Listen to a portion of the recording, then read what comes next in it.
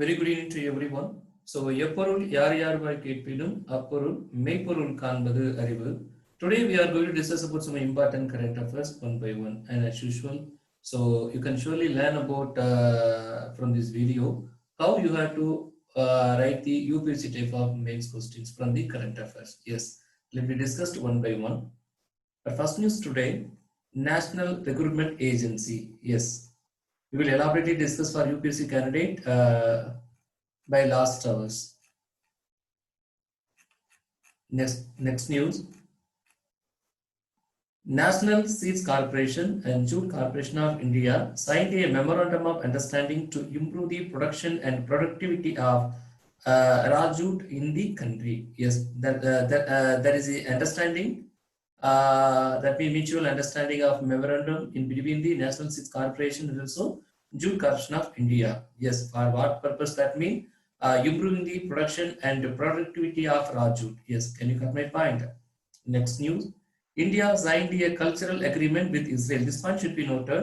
India signed a cultural agreement with Israel for which purpose? To strengthen the strategic bilateral relations through the promoting the people-to-people exchange. The words is most important. Can you understand the meaning of that word? To strengthen the strategic bilateral relations through the promoting the people-to-people exchange. Yes, the contract, that means agreement mutually for the year 2022-2023. Yes. Next news. United Nations International Labour Organization published a survey report titled Youth and COVID-19. What is means?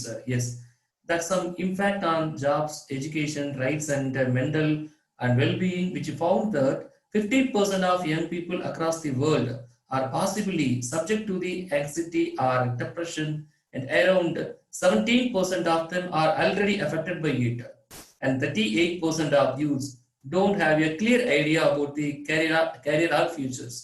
இது நமக்கும் பொருந்தும் நான் நினைக்கிறேன். எல்லாரும் வாழ்க்கை புரியாம என்ன நடக்குதுன்னு தெரியாம ஏதோ காலகட்டங்கள்ல ஏதோ விஷயங்களை எதிர்பார்த்து எதுக்காக வாழ்ந்துட்டு இருக்கோம்.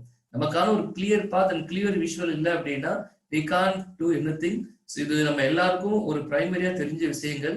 But international level organisation publish என்ன சொல்றாங்க அப்படின்னா, so the title of youth and COVID-19, so there is some impacts on the jobs, education, rights, and mental well-being, which found 50% and 17%, 30%ல ஒவ்வொரு இடத்துலயும் ஒவ்வொரு யங்ஸ்டர் இருக்குன்னு சொல்றோம். ஸோ நம்மை அறிந்து நம்மை அறிய வேண்டும், நம் நிலைமை அறிய வேண்டும், நம் தகுதி அறிய வேண்டும், நமக்கு இருக்க வாய்ப்பை அறிய வேண்டும்.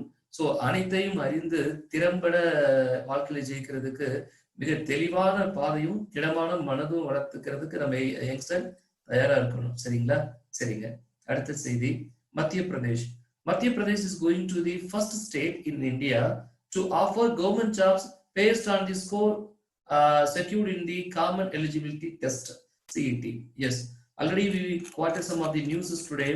What we are going to elaborate for UPSC candidate, National Recruitment Agency is one of the part of that Common Eligibility Test. This scheme has been first initiated by the state of Madhya Pradesh. Can you cut my point? Yes. Next news. France has reopened select visa service for Indian students, researchers, and teachers invited by an academic establishment or laboratory and holders of talent passport. Yes, France has opened select visa for service of the Indian students. Already America வந்து pan பண்ணியிருந்தாங்க, எல்லாருக்குமே தெரிஞ்சிருக்கும்னு நினைக்கிறேன். Already current affairs நம்மளே பற்றி நம்ம பேசியிருப்போம். But நீங்க பாத்தீங்கன்னா பிரான்ஸ் வந்து ஓபன் பண்ணியிருக்காங்க. சரிங்களா? எங்க வீட்டோடய போக முடியறது இல்ல. சரிங்க, கோவிட் ஆக்டிவிட்டிஸ் காரணங்கள் தான். சரிங்க. Next news. The Maharashtra government has decided to extend rupees 50 lakh insurance cover to private doctors also who die of coronavirus infection during the pandemic. Yes, can you cut my point? This is one of the most states today, Maharashtra and also Madhya Pradesh. They take initial steps towards their honorable and also electable activity. Yes. News in Tamil. Parliament மழைக்கால கூட்டத்தொடர் ஜூலை மாத பாதியில் துவங்கி August 20ஆம் தேதிக்கு பின் முடியும். Corona பரவலால் இந்த ஆண்டு திட்டமிட்டபடி மழைக்கால கூட்டத்தொடரை நடத்த முடியவில்லை. மிக குறைந்த நாட்களை நடத்த திட்டமிடப்பட்டுள்ளது. இந்த செய்தியில் நம்ம எக்ஸாமுக்கு என்ன தெரிஞ்சுக்கலாம் அப்படின்னா, மழைக்கால கூட்டத்தொடர் எந்தெந்த மாதங்கள்ல கூட்டப்படும் அப்படிங்கிறது. ஸோ இல்லைன்னா மழைக்கால கூட்டத்தொடர் வந்து எந்த காரணங்களுக்காக தள்ளி வச்சிருக்காங்க அப்படின்னு கேட்டாலும் கொரோனான்னு சொல்லிடுவோம். அந்த மந்த் ஞாபகம் வச்சுட்டு கொஞ்சம் கஷ்டம் தான். ஸோ ஜூலைல இருந்து ஜூலை மிட்ல ஆரம்பிச்சு ஆஃப்டர் ஆகஸ்ட் 20க்கு அப்புறம் கம்ப்ளீட் ஆகும். 20 அல்லது 20க்கு பின்னிட்டோ அது கம்ப்ளீட் ஆகும். சரிங்களா? அடுத்த செய்தி, உத்தரப்பிரதேச அரசு வாரிசு அடிப்படையில் திருநங்கையரும் வேளாண் நிலத்திற்கான உரிமையை பெறும் புரட்சிகர சட்ட திருத்தத்தை இன்று சட்டசபையில் தாக்கல் செய்துள்ளது. ஆல்ரெடி சொத்துல ஆண்களுக்கு பங்கு இருந்தது, இப்ப பெண்களுக்கு பங்கு இருக்கு. 2005ல நம்ம கொடுக்கலாம்னு சொல்லி ரீசெண்டா சுப்ரீம் கோர்ட் ஜட்மெண்ட் கொடுத்திருக்காங்க. ஸோ அதன் பேஸ் பண்ணி இப்போ உத்தரப்பிரதேச கவர்மெண்ட் ஃபர்ஸ்ட் ஒரு இனிஷியேட்டிவ் என்ன எடுத்திருக்காங்க அப்படின்னா, ஸோ டிரான்ஸ்ஜெண்டருக்கும் திருநங்கைகளுக்கும் ஒரு நிலத்துல பங்கு கொடுக்கணும் அப்படிங்கிற முறை எடுத்திருக்காங்க. அந்த வகையில் உத்தரப்பிரதேச மாநிலத்தை நம்ம பேசலாம். நம்ம தொடர்ந்து நீங்க நிறைய மாநிலங்கள் பேசிக்கிட்டே இருக்கோம். ஒவ்வொரு மாநிலமும் ஒரு வகையில் இனிஷியேட்டிவ் எடுத்துக்கிட்டே இருக்காங்க. ஸோ இதெல்லாம் கரெக்டா ஃபேக்ட் கரெக்டா அனலைஸ் பண்ணிட்டே இருந்தீங்க அப்படின்னா ஒரு அப்ஜெக்டிவ் டைப்ல ஒரு மார்க் ஈஸியா கேப்சர் பண்ண ரொம்ப யூஸ்ஃபுல்லா இருக்கும். அடுத்த செய்தி, மத்திய விஸ்தா திட்டம் அப்படின்னா டில்லியில் 20,000 கோடி ரூபாய் மதிப்பில் பார்லிமெண்ட் கட்டடம், மத்திய அரசு அலுவலகங்கள் ஆகியவற்றை புதிதாக கட்ட மத்திய அரசு திட்டமிட்டது. அந்த திட்டத்திற்கு தான் நம்ம என்ன சொல்றோம் அப்படின்னா மத்திய விஸ்தா திட்டம் என்று பெயரிடப்பட்டுள்ளது. இதற்காக டெல்லியின் மத்திய பகுதியில் 86 ஏக்கர் நிலத்தை மத்திய அரசு கையகப்படுத்த உள்ளது. எல்லாம் சரிதான். என்ன நடந்தது? மத்திய விஸ்தா திட்டத்துக்கு எதிராக மனு தாக்கல் செய்யப்பட்டது. அந்த மனுவின் மீதான விசாரணையை உச்ச நீதிமன்றம் முதலில் விசாரிப்பதாக முடிவு செய்துள்ளது. மத்திய விசா திட்டங்கிறது பழைய செய்தி. இன்னைக்கு செய்தி என்னன்னா மத்திய விசா திட்டத்துக்கு எதிராக தாக்கல் செய்த மனு மீதுடைய விசாரணையை முதலில் இருப்பதாக உச்ச நீதிமன்றம் முடிவு செய்துள்ளது. சோ ஆக இந்த வகையில மத்திய விசா திட்டம் அப்படிங்கிறத பத்தி நம்ம ரெமம்பரன்ஸ் பண்ணிக்க முடியும். சரிங்களா? அடுத்த செய்தி C499 கப்பல் இந்திய கடலோர காவல் படையின் கீழ் பணியாற்ற நாட்டுக்காக அர்ப்பணிக்கப்பட்டுள்ளது. டிஎன்பிஎஸ்சி குரூப் 4 எதிர்பார்க்கலாம், எஸ்எஸ்சி டயர் 1 எதிர்பார்க்கலாம். சரிங்களா? சோ அந்த கப்பலோட ஷிப்போட நேம் என்னன்னு பார்த்தா C499. அடுத்த செய்தி, தூய்மையான நகரங்கள் மற்றும் கிராமங்களை ஊக்குவிக்க தூய்மை இந்தியா திட்டத்தை பிரதமர் மோடி அவர்கள் துவங்கினார்.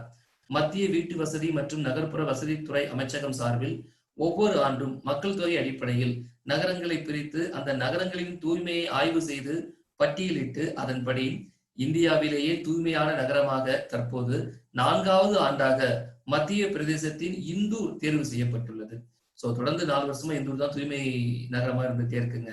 அடுத்த இடங்களை குஜராத்தின் சூரத் மற்றும் மகாராஷ்டிராவின் ரவி மற்றும் மும்பை நகரங்களும், கங்கை நதியின் மிக சிறந்த நகரம் என்ற விருது வாரணாசிக்கு கிடைத்துள்ளது.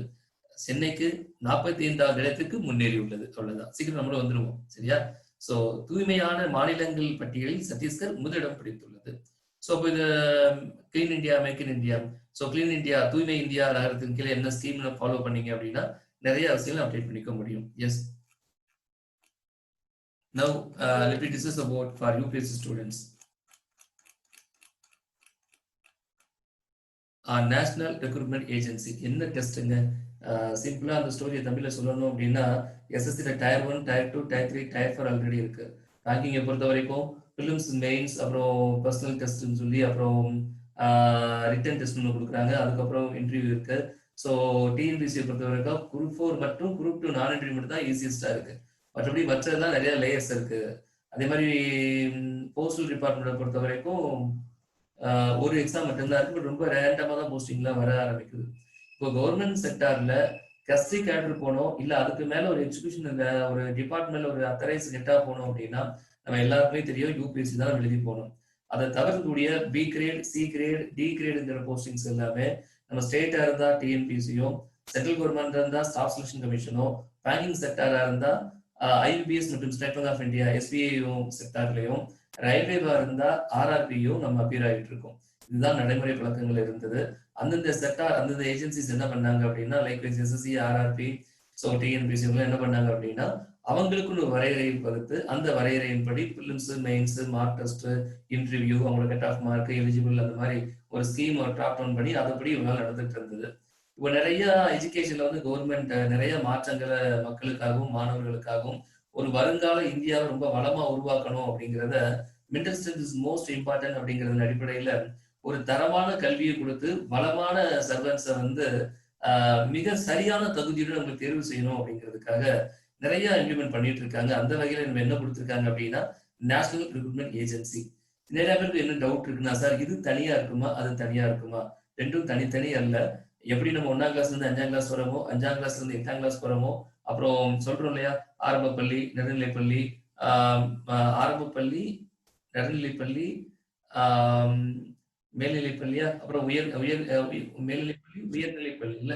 ஸோ இந்த மாதிரி ஒரு 4 லேயரா பிரிக்கிறோம் இல்லையா, அது UG and PG and doctorate பிரிக்கிற மாதிரியே இந்த எக்ஸாமே நம்ம அழகா பண்றாங்க. எப்படின்னா, ஸ்டாஃப் செலக்ஷன் கமிஷன் போர்டை யாரும் கேன்சல் பண்ணல, ஐபிபிஎஸ் செக்டார் யாரும் கேன்சல் பண்ணல, ரயில்வே போர்டு ரெக்ரூட்மெண்ட் யாரும் கேன்சல் பண்ணல.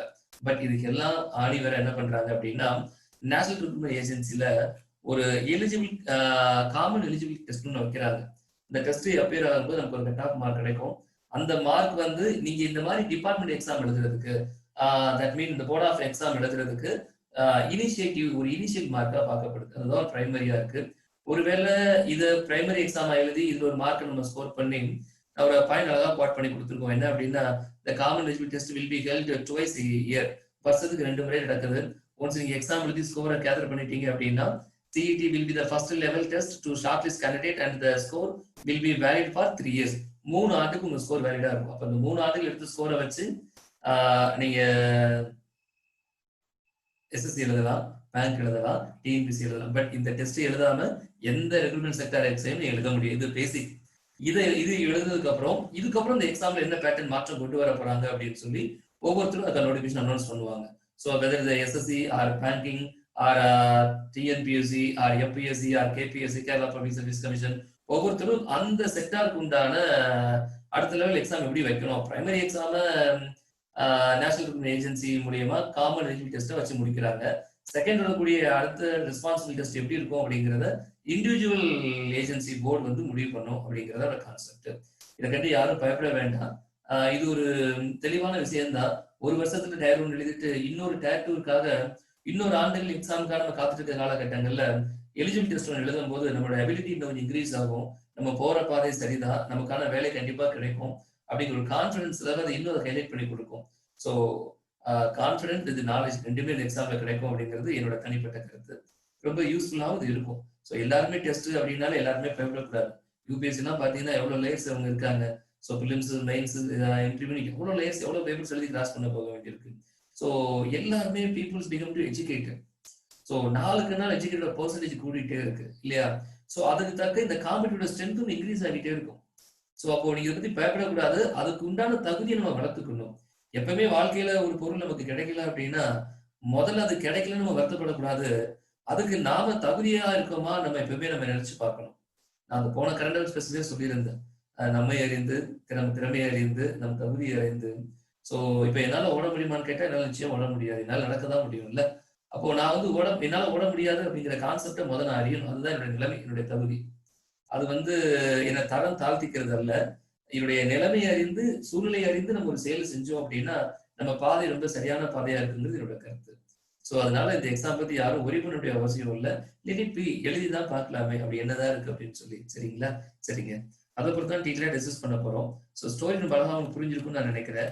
நான் சிம்பிளா சில ஹைலைட்டான பாயிண்ட்ஸ் பத்தி அவங்களுக்கு சொல்லிடுறேன். அஸ் யூஷுவல் ஒரு நியூஸ் நம்ம எடுத்துட்டோம். National recruitment agency. இப்போ யூபிஎஸ்சி மெயின்ஸ்ல வந்து can you please explain about that national recruitment agency பத்தி எழுத முடியும் அப்படின்னு கேட்டா நம்ம கடந்து எழுத ஆரம்பிக்கலாம். என்னன்னா, sir the fact about the present அப்படி ஆரம்பிக்கணும். உங்களுக்கு ஆரம்பிக்கணும். எப்படி ஆரம்பிக்கிறேன்னா, what is the present fact நான் கொஸ்டின் கேட்கிறேன். ஏன்னா நான் taking the classes for you.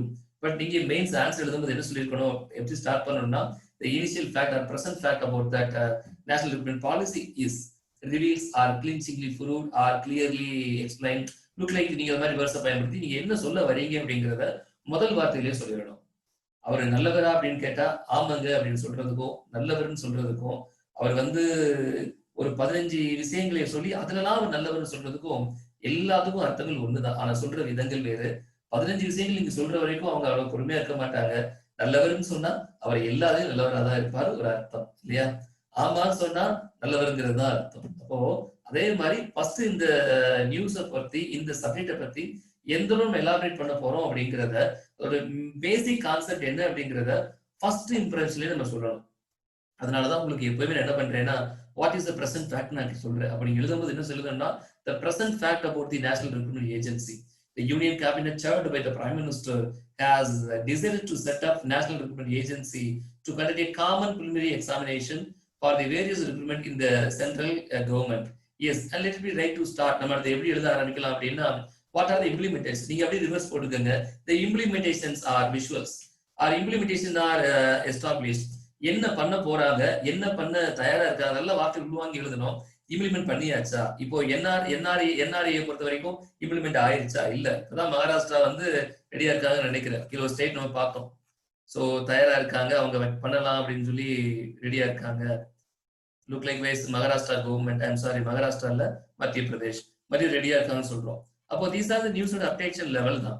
அப்போ இது வந்து இனிஷியல் ஸ்டெப்ஸ் தான். அப்போ இம்ப்ளிமெண்டேஷன் ஆச்சா ஆகல, அப்போ விஷுவல் எப்படி இருக்கு, அப்போ நேஷனல் ரெக்ரூட்மெண்ட் ஏஜென்சியோட இம்ப்ளிமெண்டேஷன் விஷுவல் என்ன இம்ப்ளிமெண்ட் பண்ணிருக்காங்கன்னு சொல்லி செகண்ட் பாயிண்ட் ஆஃப் வியூ சொல்லும் போது அதனுடைய சிறப்பு அம்சங்கள்ல வந்து எந்த அளவு அதனுடைய சிறப்பு அம்சங்கள் இருக்கு, மக்களுக்கு எந்த அளவு ரீச் ஆயிருக்கு, இன்னும் என்னென்ன சிறப்பு அம்சங்கள் போய் ரீச் ஆக தயாராக இருக்கிறது அப்படிங்கிறத கவர்மெண்ட் பாலிசி இன்டர்வென்ஷன் இந்த கேட்டகரி ஆஃப் சப்ஜெக்ட்டுக்கு நீங்க எப்பவுமே தயாரா இருக்கணும். ஒரு ஸ்கீம் பார்த்தா தெரியும், நேஷனல் ரெக்ரூட்மெண்ட் ஏஜென்சி பார்த்தோன்னு எனக்கு தெரியும், கவர்மெண்ட் பாலிசி அண்ட் இன்டர்வென்ஷன்ஸ் தான். அப்ப கவர்மெண்ட் பாலிசி இன்டர்வென்ஷன் எல்லாத்தையும் என்ன இம்ப்ளிமெண்டேஷன் ஆக்டிவிட்டி அழகா சொல்லலாம். Just we discussed about it. எவ்வளவு பண்ணிருக்காங்க, எவ்வளவு பண்ண போறாங்க, மக்கள் எவ்வளவு யூட்டிலைஸ் பண்ணிருக்காங்க, என்ன பயன்பாடுகள் ஆயிருக்கு, ஸ்டேட் வைஸ் என்ன அண்ட் ஸ்கீம் வைஸ் என்ன, ஸ்ட்ரக்சர் வைஸ் என்ன, அப்புறம் யூட்டிலைசர் வைஸ் என்ன அப்படிங்கிறது அழகா பிரிச்சு கொடுத்தீங்க அப்படின்னா கரெக்ட் பண்றவங்களுக்கு ஈஸியா இருக்கும். மெயின்ஸ் பேப்பர் நல்லா இருக்கும் பாக்குறது. இப்படிதான் நம்ம எழுதுற அப்பியர் ஆகணும். அப்படி எழுதணும். இப்படி நான் எழுதுனா மெயின்ஸ் எப்படி எழுதுவேன், ஒரு எக்ஸ்பீரியன்ஸ் ஸ்டாஃபா நான் எழுதுனா அது எப்படி எழுதுவேன் அப்படிங்கிறத உங்களுக்கு கொஸ்டினா போட்டு நான் எக்ஸ்பிளைன் பண்ணி காட்டுறேன். Can you cut my point? What are the implementation? Yes, let me discuss. The NRA will conduct the common eligibility test. முதல்ல உங்க eligibility test வைப்பாங்க. ரைட் தான், நம்ம தமிழ்லயே பேசிட்டோம். எதுக்கு தான் வைக்க முடியுங்க? to non-gusty post in the government and public sector banks மட்டும்தான். இப்ப இருக்கக்கூடிய SSC, that means CGL, CHSL and பேங்கிங்ல கூடிய PO and clerical, but especially technical post எழுத முடியாது. SSCல பாத்தீங்கன்னா டெக்னிக்கல் வந்து நிறைய போஸ்ட் கண்டக்ட் பண்ணுவாங்க. ஸோ அதுல வந்து நம்ம டெக்னிக்கல் எழுத முடியாது. சரிங்க. ஸோ அதே மாதிரி பேங்கிங்ல வந்து SO போஸ்ட் இருக்கும், அதாவது டெக்னிக்கல் போஸ்ட் இருக்கும். ஸோ அதெல்லாம் அவங்க மட்டும் தான் எழுத முடியும், மற்றவங்க எழுத முடியாது. சரியா? சரிங்க. The test aim to replace multiple examinations. அவ்வளவுதான், ஒரு சிங்கிள் மெத்தட கொண்டு வரோம். இப்ப எல்லாமே ஒரே ஸ்கீம் தான். ஸோ நிறைய எல்லாமே ஒரு ஸ்க்ரூட்னைஸ் பண்ணி எல்லாமே ஒரே ஈவென்ட் பார்த்து வைக்க ட்ரை பண்றாங்க. ரெக்ரூட் மாதிரி இல்ல. ஸோ காஷ்மீர்ல நீங்க கேஸ் ஸ்டார்ட் பண்ணீங்கன்னா கன்னியாகுமரி நிக்கிற மாதிரி.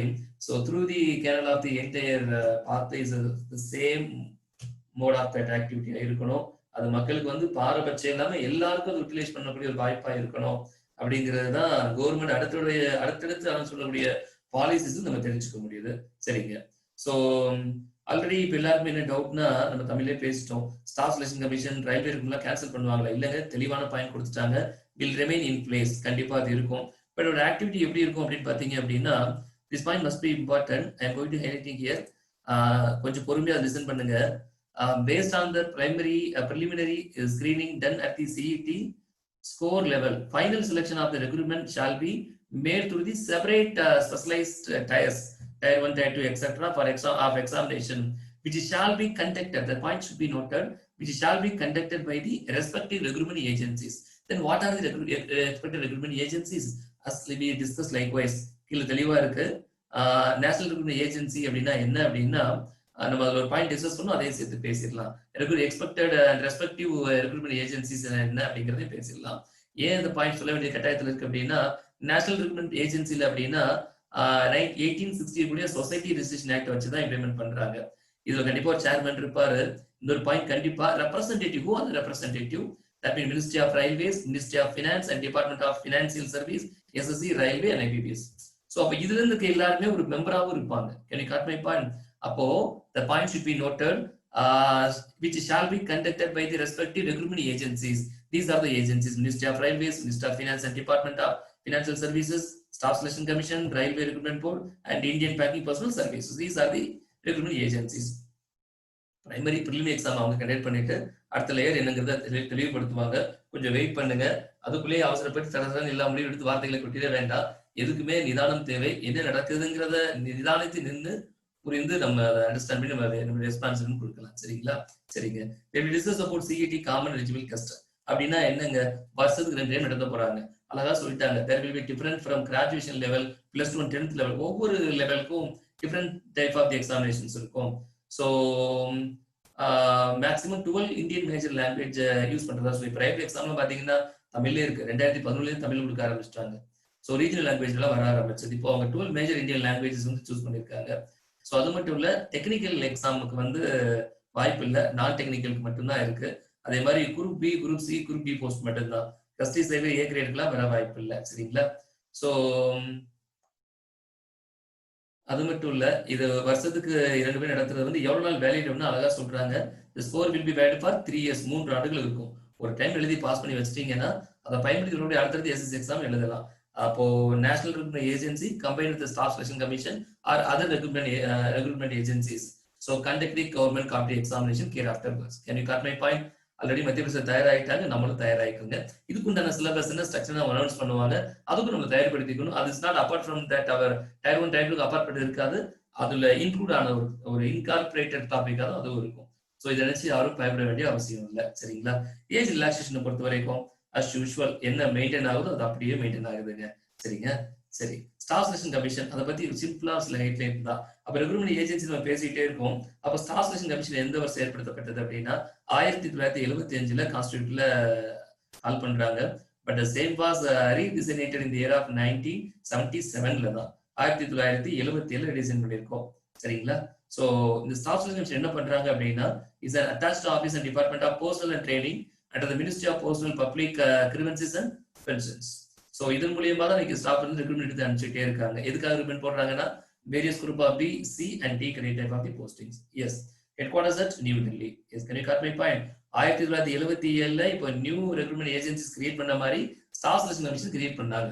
உண்மைதான், 75 கிரியேட் ஆகுது. அதுல சில விஷயங்கள் 77 கொஞ்சம் மாத்துறாங்க. இன்னைக்கு நம்ம டயர் 1 சாதாரணமா எழுதுறோம். இன்னைக்கு வேணா என்ஆர்ஏ பத்தி நேஷனல் ரெக்ரூட்மெண்ட் ஏஜென்சி புதுசா பார்க்கலாம். ஒரு 10 வருஷம் கழிச்சு பாத்தீங்க அப்படின்னா காமன் தான் ஆயிடும். ஸோ அதனால இது பெரிய பயப்படுறதுக்கு ஒண்ணு இல்லை, கன்ஸ்ட்ரக்ட் ஆக வேண்டாம். So we can try that. அதே மாதிரி institute of banking personnel service இந்த 1984 ஏற்படுத்தக்கூடிய autonomous body. So it's also registered under the public trust act 1950 register பண்ணிருக்காங்க. அண்ட் ஆல்சோ சொசைட்டி ரெஜிஸ்ட்ரேஷன் ஆக்ட்ல ரெஜிஸ்டர் பண்ணிருக்காங்க. Can you got my point? So 2 ஆக்ட்ல ரெஜிஸ்டர் ஆயிருக்கு. ஸோ இது எதுக்காக அப்படின்னா assistance to created to render assistance to organisation in areas of personnel such recruitment, selection, parliament, etc. Yes, it has the headquarters in Mumbai at Maharashtra. Can you cut my point? Yes. Next news ரொம்ப போதுமானதா, ரொம்ப திருப்திகரமா உங்களுக்கு புரியுற அளவுல இருந்திருக்கும் நான் நினைக்கிறேன். Now the time for our students. So உங்க கருத்துக்களையும் டவுட்களையும் நீங்க கேட்கலாம்.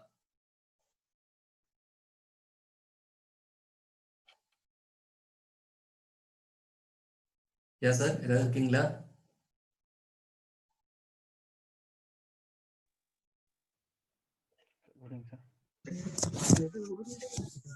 ஹலோ,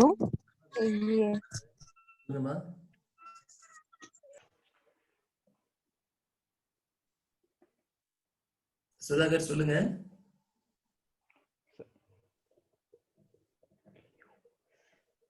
என்ன ஆச்சு? வார்த்தைகள் வரலையா? இல்ல பேசுறது எதுவும் புரியலையா? Sir good evening sir. Sir இதுக்கு ஃபீஸ் பேமெண்ட் அந்த மாதிரி ஏதாவது இருக்கா சார்? இல்ல, ஃபர்ஸ்ட் இனிஷியல் எக்ஸம்ஷன் தான். எஸ்எஸ்சி பெரும்பாலும் எக்ஸம்ஷன்ல தான் இருந்தது. டிஎன்பி எக்ஸம்ஷன்ல தான் இருக்கு. இது வரைக்கும் ஃபீஸ் வந்து மற்ற கவர்மெண்ட் குறைக்கிறதுக்காக அந்த ஸ்கீம் இன்ட்ரோ பண்றதா சொல்றாங்க. இது வரைக்கும் ஃபீஸ் போட்டு எந்த எக்ஸ்பெக்டடா ஓபனிங்ல இந்த ஃபீஸ் இருக்காதுமா. Okay sir. எக்ஸ்பென்ஸ் கவர்மெண்ட் அதிகமாகும் இல்லையா கனெக்ட் பண்ணும்போது. அதே பேர் 10 லட்சம் பேர் வித்தியாசம் இருக்குல்ல, அதுல சார்ஜ் பண்ண வாய்ப்பு இருக்கலாம். சொல்லுங்க சார். அப்ப இதுக்காக எவ்வளவு amount sir government expense spend பண்ணிருக்காங்க இந்த நேஷனல் ரெக்ரூட்மெண்ட்? ஐ திங்க் ஒரு குறிப்பிட்ட பீரியட் வரைக்கும் ஸ்பெண்ட் பண்ணிருக்காங்க. இவ்வளவு இன்ஃப்ராஸ்ட்ரக்சர் கொடுக்கணும் அப்படின்னு சொல்லி பண்ணிருக்காங்க. சார் அப்ப இது எல்லா டிஸ்ட்ரிக்ட்ஸ்ல அப்ளிகபிள் இல்ல சார்? கண்டிப்பா. இப்ப ஃபர்ஸ்ட் ஒரு ஸ்டேட்டா உள்ள போறோம். எப்பவுமே ஸ்கீம் வந்து கவர்மெண்ட்ல ஒரே நாள் எல்லாரும் அப்டேட் பண்ண மாட்டாங்கம்மா. ஒரு டிஸ்ட்ரிக்ட் இருப்பாங்க, அப்புறம் ஒரு ஸ்டேட் எடுத்து பார்ப்பாங்க, அதுல ஃபீட்பேக் எப்படி இருக்குன்னு பார்ப்பாங்க, எங்கெல்லாம் மேஜர் ப்ராப்ளம்ஸ் வருது அதை எப்படி ரெக்டிஃபை பண்ணலாம்னு பார்ப்பாங்க. ஆல்மோஸ்ட் இதுவே 2 to 3 years ஆயிரும் இம்ப்ளிமெண்டடா என்டையர் கண்ட்ரி பண்றதுக்கு. சார் அப்போ இப்ப நம்ம மார்க்ஸ்க்கு இப்போ இதுக்கு வந்து ஏதாவது கட் ஆஃப் இருக்குமா சார்? பிகாஸ் இது வந்து ரேங்க் பேஸ்ட் இருக்கனால வெறும் மார்க்ஸ் மட்டும் இருக்குமா சார், இல்ல கட் ஆஃபோ இவங்க just score of your eligible மட்டும் தான் இருக்கும். என்ன மார்க் எடுத்தா என்ன எலிஜிபிள் அது மட்டும் ஒரு பாஸ் மார்க்னு வச்சுக்கோங்களேன், அது மட்டும் இருக்கும். அதுல வந்து உங்களுக்கு ஐஏஎஸ்ல சொல்றோம் இல்லையா, பிலிம்ஸ் மார்க் வந்து நம்ம மார்க் எடுக்க மாட்டோம், just for only eligible for mains மட்டும் தான் கால்குலேட் பண்றோம். அதே மாதிரி இந்த காமன் எலிஜிபிலிட்டி டெஸ்ட் வந்து நீங்க ரெக்ரூட்மெண்ட் ஏஜென்சிக்குள்ள என்டர் ஆகிறதுக்கு ஒரு பிரைமரி லெவல் டெஸ்டா தான் அது இருக்கும். சோ அதுல வரக்கூடிய மார்க் வந்து உங்க கட் ஆஃப்ல வராது. அதுல நீங்க ஸ்டேட் ஃபர்ஸ்ட் கிடையாது, நேஷனல் ஃபர்ஸ்ட் கிடையாது, ஃபெஸ்டிவல் அந்த மாதிரி எந்த இருக்காது. ஒரு எலிஜிபிள் பாஸ் பண்ண ஒரு ஸ்கோர் உங்களுக்கு மார்க் வந்து நீங்க பாஸ் பண்ணிக்கலாம். ஒரு 3 இயர் வந்து பீரியட் அலாட் பண்றாங்க. 3 வருஷம் ஒரு டைம் எக்ஸாம் எழுதியாச்சுன்னா அதை வச்சு நீங்க அடுத்தது எக்ஸாம் எழுதலாம். அதை வச்சு நீங்க எஸ்எஸ்சி எழுதலாம், பேங்கிங் எழுதலாம், டிஎன்பிசி எழுதலாம். சார் அப்போ ஃபர்ஸ்ட் என்ன சொல்றீங்கன்னா, இந்த சிஇடி வந்து நம்ம எழுதி ஒரு ஸ்கோர் நம்மளுக்கு வந்தோனே நம்ம இந்த த்ரீ செக்டார்ஸ்ல எது வேணாலும் நம்ம எதுக்கு விருப்பப்பட்டு மெயின்ஸ் எழுத போறோமோ அதுக்கு எழுதலாம்னு சொல்றீங்களா சார்? கண்டிப்பா அப்படிதான் பண்ணிருக்காங்க. சார் அப்போ இதுக்கு சிலபஸ் நம்ம நார்மல் படிக்கிறோம் இல்லையா, அதே சிலபஸ் தான். அதுல என்ன மாதிரி கொஸ்டின்ஸ் பண்றேன்னு இருக்காங்க. சார் அப்ப நம்ம எடுக்கிற ஸ்கோர் வந்து both public and private sector ரெண்டுக்குமே வந்து ஷோ ஆகுமா சார்? பிகாஸ் அப்ப நம்ம ஷார்ட் லிஸ்ட் பண்றேன்னு சொல்லிருக்காங்களே சார். ஆமா, இந்த பிரைவேட் செக்டார் எங்கமா வரப்போகுது? ஏன் பிரைவேட் செக்டார் வரப்போகுது? சார் இப்போ லைக் பேங்க்ஸ்னா வந்து ஐசிஐசி பேங்க் அந்த மாதிரி சொல்றேன் சார், பிரைவேட் பேங்க்ஸ். அதெல்லாம் வாய்ப்பு இல்ல. பிரைவேட் பேங்க்ஸ்லாம் வரவே வராது. ஐபிபிஎஸ்ல இருக்கக்கூடிய அந்த பேங்க் மட்டும் தான். 22 பேங்க் இருக்கு. சோ அந்த நேஷனலைஸ் பேங்க் மட்டும் தான். பிரைவேட் பேங்க்ல வராது. Okay sir. only government regular process மட்டும் தான் பண்ண போறாங்க. சரி, okay sir. Thank you sir. அது பட்ஜெட் கேட்டீங்க. பட்ஜெட் எவ்வளவு அமௌண்ட் தெரியல. நான் பார்த்துட்டு சொல்லிடுறேன். சரியா? என்ன பட்ஜெட் ஒதுக்கி இருக்காங்க அப்படின்னு சொல்லி. சார் பட் இது வந்து பட்ஜெட் போடும்போது இதுக்கான இது பண்ணிருக்காங்க தானே சார்? ஆல்ரெடி பட்ஜெட்ல இத பத்தி சொல்லிருக்காங்க தானே சார்? ஸ்கீம் பாஸ் பண்ண முடியாது. ஆல்ரெடி பார்லிமெண்ட்ல பேசிட்டு இருப்பாங்க. அதுக்கான ஆர்டினரி பில் பாஸ் ஆயிருக்கும். அதுக்கான பாஸ் ஆயிருப்பாங்க. எல்லா ப்ராசஸும் பண்றாங்க. Okay sir. Okay sir. Thank you sir. மகாராஷ்டிராவோட மத்திய பிரதேச அனௌன்ஸ் பண்ணிட்டாங்க. எஸ் சார், நம்மளும் கண்டிப்பா சீக்கிரம் அனௌன்ஸ் பண்ணிடுவோம் சார். நல்ல ஒரு வாய்ப்பு தான் அதுல. கொஞ்சம் கேண்டிடேட்ஸ் நமக்கு இன்ட்ரெஸ்டா இருக்கும். ஒரு சின்ன நார்மல் காமன் டெஸ்ட் தான். ஏன்னா நிறைய டெஸ்ட் கொஞ்சம் சஃபர் ஆகும். என்னடா எவ்வளவு டெஸ்ட் தான் மனசு எழுதுறது அப்படின்னு. கவர்மெண்ட் ஃபீல்ட்னாலே 3 வருஷம் எக்ஸாம் திரும்ப வச்சு எழுதுனா நாலேஜ் அப்டேட் ஆகுது. Okay sir. அது நல்ல ஸ்கீம் தான். சார் இதுல இந்த கரிக்குலம் பத்தி போட்டிருக்கீங்களா சார்? அது என்ன சார்? கரிக்குலம் பத்தி போட்டிருக்கீங்க sir. I mean third point or second as a curriculum for CET would be common. எழுதணும், இவங்களால எழுத முடியும்னு ஒரு கரிக்குலம் ஆக்டிவிட்டிஸ் இருக்கு. அது நார்மல் என்னவோ அதுதான் பண்ண முடியும். இப்ப நார்மலா 10th இருக்கு, நார்மலா +2 இருக்கு. அப்ப 10th எப்படி பண்ணிருக்கணும், +2 எப்படி பண்ணிருக்கணும் ஒரு ஆக்டிவிட்டி இருக்கு இல்லையா? Yes sir. அந்த மாதிரி இப்போ நார்மலா டைரக்டா எம்ஏ படிக்கிறது, டைரக்டா ஸ்டூடண்ட்ஸ்லாம் அப்பியர் ஆக முடியாது. ஆக்டிவிட்டி காமன் என்ன காமனா பண்ணனும் அப்படினு இருக்காங்க. சார் இப்போ இதுல 3 லெவல் சொல்லிருக்கீங்க sir, graduate, 12th and 10th அந்த மாதிரி சொல்லிருக்கீங்க சார். இப்போ நான் வந்து 10th பேஸ் பண்ணி கூட எக்ஸாம் அப்ளை பண்ண முடியுமா சார்? இப்போ நான் கிராஜுவேட்டட் பட் ஸ்டில் வந்து நான் 10th ரிலேட்டட் வச்சு அப்ளை பண்ணலாமா சார்? நீங்க வந்து 10% எழுதுறோம். இல்லையா? Okay sir. நீங்க 10% எழுதுறோம். அந்த எக்ஸாமுக்கு இப்ப ரயில்வே நிறைய போஸ்டிங்லாம் இருக்கு. அதெல்லாம் 10% எழுத வேண்டியிருக்கு. ஆமா சார். சோ அந்த மாதிரி ஆக்டிவிட்டீஸ் தான் எல்லாருமே பயன்படுத்திக்கலாம். அப்ப அடுத்த ஒரு கேள்வி சார், 10th தனியா ஒரு எலிஜிபிள், யூஜி தனியா எலிஜிபிள் வருமா அப்படிங்கறது கேள்வி. கண்டிப்பா. இப்போ வந்து யூபிஎஸ்சி வந்து யூஜி முடிச்சாதான் எழுத முடியுது இல்லையா? யூஜி ஹோல்டர் தான் எழுத முடியும். விஓ வந்து 10th ஹோல்டரே எழுதிக்கலாம் இல்லையா? அப்போ நீங்க வந்து ஒரு யூஜி கேடர்ல ஒரு எலிஜிபிள் டெஸ்ட் வாங்கி வச்சு பாஸ் பண்ணிட்டீங்கன்னா இங்க விஓ எழுதிக்க முடியும், யூபிஎஸ்சி எழுதிக்க முடியும். Can you got my point? Yes sir, yes sir. அதுக்காக நீங்க 10th ஒருக்கா, +2 ஒருக்கா, யூஜி ஒருக்கா எழுதணும் அவசியம் இருக்காது. Okay sir. Thank you sir. வேற ஏதாவது டவுட் இருக்காமா? சார் ஏதோ டவுட் இருந்தா நாளைக்கு கொஞ்சம் யோசிச்சுட்டு கேட்கிறேன். சோ கரிக்குலம் அப்படிங்கிறது சிலபஸ் பேசிஸ் தான். 10th எப்படி, 12th எப்படி, சோ யூஜி எப்படி. நான் சொல்ற டிஎன்பிசி எழுதணும் இல்லையா? 10th ஸ்டாண்டர்ட், யூஜி ஸ்டாண்டர்ட் எழுதணும். Yes sir. அது மாதிரி அந்த காமன் என்ன இருக்கோ அது அப்படியே மெயின்டைன் ஆகும், அவ்வளவுதான். அந்த எலிஜிபிலிட்டி டெஸ்ட் வந்து வராது.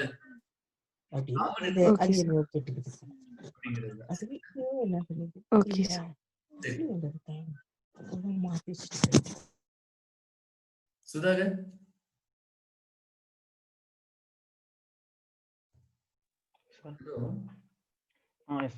சுதாகர் கேட்கலாம், உங்க டவுட் ஏதாவது இருக்கா சார்? இந்த ஸ்கீம் வந்து சுப்ரீம் கோர்ட்ல அகைன்ஸ்டா நம்ம கேஸ் போட்டு ஸ்டாப் பண்ண முடியுமா சார்? கண்டிப்பா முடியும். ஆல்ரெடி கீழ ஒரு நியூஸ் ஓடிட்டு இருக்கு. அதுவரை தமிழ்ல பாத்துட்டு நான் நினைக்கிறேன். என்ன ஸ்கீம் அப்படின்னா, டெல்லியில லேண்ட் அக்விசிஷன் எடுத்திருக்காங்க. மத்திய எஸ் சார், பார்லிமெண்ட் கட்டுறதுக்காக ஒரு கேஸ் போடலாம். ஓகே சார் அப்ப கேஸ் போட்டு அந்த சுப்ரீம் கோர்ட் என்ன சொல்லுதோ அது அப்படிதான் சார் நடந்தாகணும். என்ன சொல்றது, கண்டெம்ட் ஆஃப் கோர்ட்ல ஒரு சுப்ரீம் கோர்ட் லாயர் கூட மாட்டி முடிச்சிட்டு இருக்காரு இல்லையா, அவர் தான் நிறைய பொதுவுக்கு மேல நிறைய போட்டவர் தான். பூஷன் நல்ல பேர், அவர் என்ன பேர், பூஷனா, நல்ல பேர், டக்குன்னு வரல. எஸ் சார், பூஷன் தான் சார். இன்னும் பேர் வரும் இல்லமா, ஃபுல் நேம் வந்து ஐயோ சார் மறந்துச்சு. அந்த மாதிரி நிறைய பொதுநூல் போடுவார். இப்போ நம்ம எல்லாம் சேர்ந்து போட்டா நம்ம பெரிய ஆள் ஆயிரும், அவ்வளவுதான். ஆனா டெல்லி போனமே, இங்க இருக்க கோயம்புத்தூருக்கே நகர முடியல. டெல்லி எங்க நம்ம போறது இல்ல, ஏகாமே ரகுதாதா அப்படிங்கிற எவ்வளவு நாள் போடுறது.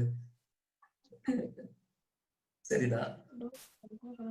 சப்போஸ் ஸ்டேட் கவர்மெண்ட் ரிலாக்ஸேஷன் வேணும்னா அவங்க வந்து சட்டத்திருத்தத்தை மாத்தி ரிலாக்ஸேஷன் எடுத்துலாம் சார். ஸ்டேட் கவர்மெண்ட் வந்து இப்போ நம்ம ஸ்டேட்டுக்கு வந்து இது தேவையில்லைன்னு ஸ்டேட் கவர்மெண்ட் இருந்துச்சுன்னா இதுக்கான ஆர்டிகல் வந்து அமெண்ட்மெண்ட் கொண்டு வந்து பாலிசிஸ் இருக்கு, ஒன் நேஷன் ஒன் எலெக்ஷன் இருக்கு, ஒன்று திட்டங்கள் நிறைய அனௌன்ஸ் பண்ணிருக்காங்க. ஸ்டேட் அதை ஏத்துக்கிறதுக்கும் ஏத்துக்காம இருக்கிறதுக்கும் ஸ்டேட் கவர்மெண்ட்டுக்கும் ரைட்ஸ் இருக்கு. சார் இது வந்து ஸ்டேட் கவர்மெண்ட்டுடைய லிமிடேஷன்ஸ்க்குள்ள வர மாதிரி இருக்கு ஸ்கீம்.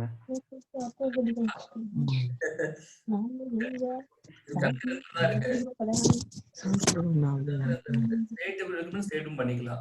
இப்போ வந்து இவங்க சொல்றது டிபிசி வார்த்தை போடவே இல்லைல்ல, சென்ட்ரல் கவர்மெண்ட் தான் பண்ணி கொடுக்குறாங்க, ஸ்டேட் இம்ப்ளிமெண்ட் ஆகும். ஒருவேளை எங்க பண்ண மாட்டோம், நாங்க இருக்க டிபிசி அப்படி என்ன இருக்கோ அதான் பண்ண போறோம் அப்படின்னா அதை சென்ட்ரல் ஒன்றும் அகைன்ஸ்ட் பண்ண முடியாது. நேஷனல் எஜுகேஷன் ஸ்கீம்ல வந்து லாங்குவேஜ் சொன்னாங்க, முதல்வர் தெளிவா சொன்னாங்க இல்லையா, 2 லாங்குவேஜ் தாங்க தமிழ்நாட்டுல, 3 கிடையாதுங்க அப்படின்னாருல. நம்முடைய direct principle of state policy part number 4 இல்லையா, கான்ஸ்டிடியூஷன் பேஸ் பண்ணி அதுக்கான பெர்மிஷன் நமக்கு இருக்கு, நம்ம அதை பண்ணிக்க முடியும். Yes sir. எஸ் சார், அவங்க name Prashant Bhushan sir. Prashant Bhushan, thank you. அத பூஷன் மட்டும் ஞாபகம் இருக்கு, பிரசாந்த் பூஷன். Yes sir. அது கொஞ்சம் உடம்பு முடியல, வீடியோ வர வேண்டாம் தான் பார்த்தேன், நேத்து வரல இல்லையா. எனக்கு இருக்கிறது 2 கண்மணிகள் தான், அது 2 கண்மே இலக்க நான் தயாரா இல்ல. இப்படி 2 நாள் போயிடுவீங்க சார். அப்புறம் தமிழ் நியூஸ் சொன்னீங்கல்ல சார், தூய்மை நகரங்கள் பட்டியல் சொல்லிட்டு அதுல கோயம்புத்தூர் தான் சார் 40th பிளேஸ் பிடிச்சிருக்கு. 40 எஸ் சார், கோயம்புத்தூர் சார். ஒரு நாள் வந்துரும். சரிங்க, கொரோனா பத்தி அதிகமாயிட்டே இருக்கு, ரொம்ப கவனமா இருங்க. ஒரு முறைக்கு பல முறை கழுவுங்க, ஒரு முறைக்கு 2 முறை குளிங்க. என்னெல்லாம் பண்ணீங்களோ 2 முறை பண்ணுங்க, அவ்வளவுதான். சாப்பாடு வீட்டுல ஃப்ரீயா இருக்கும், சாப்பிட்டு டன் கணக்கு உடம்பு ஏறிட்டே போகுது எல்லாருக்கும். முடிஞ்சா சாப்பாடு ஒரு வேளை குறைச்சிக்கலாம், ஆனா மற்ற வேலையில 2 முறை பண்ணிருக்கோம் சார். மத்த வேலையை கூட குறைக்க முடியுது சார், சாப்பிடுறது மட்டும் குறைக்கவே முடியல சார். ஒரு நாளைக்கு பரவாயில்ல, கை ஒரு 50 டே கழுவினாலும் பரவாயில்ல இல்ல. காலகட்டம் அப்படிதான் இருக்கு, இதை பயன்படுத்தி நல்லா படிங்க. டிசம்பர் வரைக்கும் இப்படிதான் போகும் போடுங்க. யாரும் என்ன சொல்றது, ஒரு டிப்ரெஷன் ஆகாம நல்ல ஒரு சர்வே கொடுத்துருக்காங்க பாத்தீங்களா, இன்டர்நேஷனல் சர்வே கொடுத்துருக்காங்க. யூத்துக்கு தான் பிரச்சனை நிறையவே இருக்கு. எல்லாருக்கும் காதல் பிரச்சனை இருக்கு யூத்ல 3 பிரச்சனை கண்டிப்பா இருக்கும். கண்டிப்பா காதல் பிரச்சனை இருக்கும், கண்டிப்பா வேலை பிரச்சனை இருக்கும், கண்டிப்பா எதிர்கால பிரச்சனை இருக்கும். அந்த 3மே கண்டிப்பா இருக்கும். இந்த 3 தான் அதிகமான டிப்ரெஷன் நமக்குள்ள கொடுக்குது. அது என்னமோ உண்மைதான் சுதாகர். இப்ப எல்லாம் பாத்தீங்கன்னா அதிகமா நிறைய பலவீனமாகுது. டிப்ரெஷன் ஆனா உடம்பு பலவீனமாகுது. ஆமா சார். ஆமா, நிறைய வியாதி இருக்கு. நம்ம ஒரு பாத்துல போலான்னு பார்த்தா நம்மள ஒரு பாத்துல கூட்டும் போறாங்க கடைசியில. நம்ம ஒரு பாத்துல போலான்னு பார்த்தா நம்மள வேற ஒரு பாத்துல கூட்டிட்டு போறாங்க அவங்களே. இருக்கு இல்ல, ஏர்னஸ் ரூட் பர்சன் பார்த்தா அந்த பஸ் டவுன் பஸ் மாதிரி போகுது, டவுன் பஸ் பார்த்தா திடீர்னு பார்த்தா புல்லட் ட்ரெயின்ல போகுது. எல்லாம் ட்ராஜடி சார். எல்லாம் காரணம் எல்லாம் மேல இருக்கிறது. கவுண்டர் சொல்லுவாங்க பாருங்க, எல்லாம் மேல இருக்கிறது பார்த்தா சொன்ன மாதிரி எல்லாமே டிரைவர் சொல்லலாம். அது மாதிரி முக்கிய டிரைவர்னா கடவுள் தான் இல்ல. கோலத்துல புள்ளி மட்டும் தான் பஸ் நம்ம வைக்க முடியுது, டிசைன் அவர் தான் போட்டுதாருங்க. நீட்டா யூனிஃபார்ம் புள்ளி ஒரு பக்கம் இருக்கு, கோலம் ஒரு பக்கம் இருக்கு. கடவுளை வாழ்க்கை எவ்வளவு மோசமா இருக்கு இல்ல. 8 புள்ளி வச்சு கோலம் போட்டா பரவாயில்ல, 8 புள்ளி வச்சு விட்டு நீங்க பக்கத்துல கோலம் போட்டா என்ன பண்றது? வாழ்க்கையுடைய குணங்கள் தான். எது நடந்தாலும் சந்திக்கிறதுக்கும் ஜெயிக்கிறதுக்கும் தாராளமா தைரியமா இருக்கணும். எல்லா மதங்களும் அதெல்லாம் கத்து தருது இல்லையா. கிறிஸ்டினா இருக்கட்டும், முஸ்லீமா இருக்கட்டும், நம்ம இதுல கூட நல்ல ஒரு வார்த்தை இருக்கும்ல, வருவதை எதிர்கொள்ளடா கர்ணா அப்படின்னு சொல்லி. S sir. Yes sir. தயாரா இருங்க அப்படின்னு சொல்லி ஒவ்வொரு மாதங்களும் இன் ஃபியூச்சர் அன்எக்ஸ்பெக்டட் ஆக்டிவிட்டி அப்படிங்கறத ரொம்ப அழகா தெளிவுபடுத்துறாங்க. எதிர்காலங்கிறது நம்ம கையில இல்ல, வரும்போதுதான் எதிர்காலம் இல்லையா?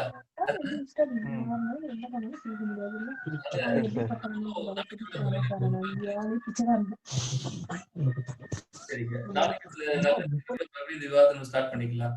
இன்னைக்கு நியூஸ் ஓரளவு பொறுமையா சொன்ன கவனிச்சீங்களா? S yes sir. ஒவ்வொருத்தரும் இது மாதிரி சொன்னா கரெக்டா அப்படியே பேசிக்கிறோம். பேசிட்டு போங்க. ஒவ்வொரு நியூஸும் ஸ்லோப் எல்லா விஷயம் கொடுத்துருவா கரெக்டா இருக்குமா? என்னங்க சார் கேட்க மாட்டேன். ஒவ்வொரு நியூஸையும் நீங்க டைப் பண்ணவா நியூஸ் கொடுத்து அப்படி ஒரு நியூஸா டிஸ்கஸ் பண்ணுவோமா? சார் நீங்க எப்படி பண்ணாலும் எங்களுக்கு பழகிடுச்சு sir. Thank you so much to everyone. So, இவற்றால் ஆகாத எனினும் முயற்சிதல் எக்ஸாம்ல எவ்வாறு அப்பியராய் நிச்சயம் பாஸ் பண்ணணும். சரிங்களா? அடுத்த நியூஸ் பேப்பர்ல உங்களுடைய பேரும் வரணும். அதுக்கான ஆயுதமா இது காலத்தை பயன்படுத்தி தயாராகும். சரிங்களா? Okay sir.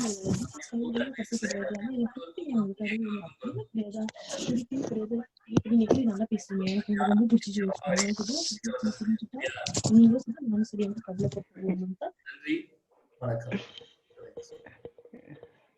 Thank you sir. Good night sir. Good night, Radhika. Good night.